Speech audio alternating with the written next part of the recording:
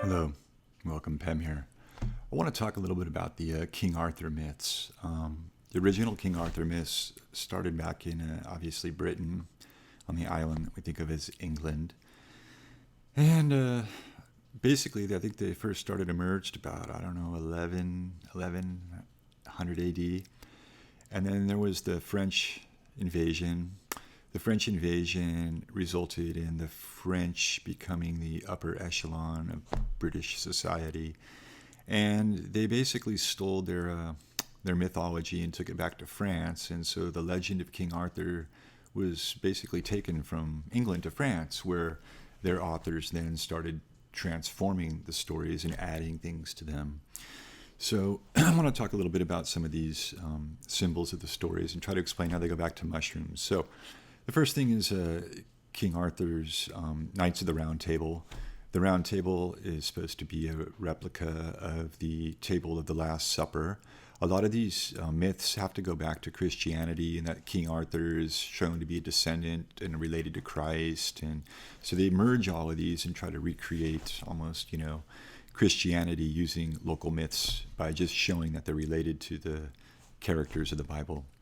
So King Arthur is supposed to be related to, Christ and all of this. And so his identity is hidden, and it's only revealed when he pulls the sword from the stone that Merlin placed in there. And this is a French adaptation to the legends.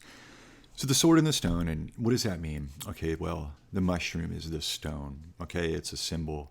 And only wise men could figure something like this out. So it's not figuratively a sword and a stone. It was a puzzle to be unraveled.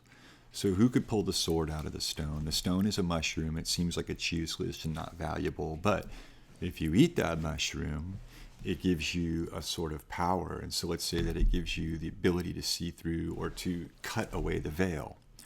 The sword is the thing that can cut through the veil that is covering reality. That's another sort of metaphor for how reality is covered up. There's the simulation could be seen as a veil around that which is real, but the sword is something that can cut through it. And so only a king would have the knowledge to understand this puzzle. So that's one understanding of the sword and the stone.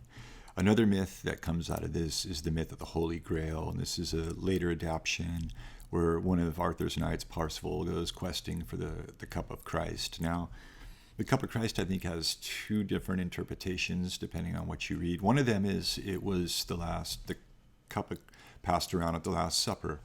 And the other myth is that it was actually the cup used to collect blood from Jesus after he was stabbed on the cross. Anyway, so the cup of Christ is, as a mushroom, what it is the Amanita mushroom.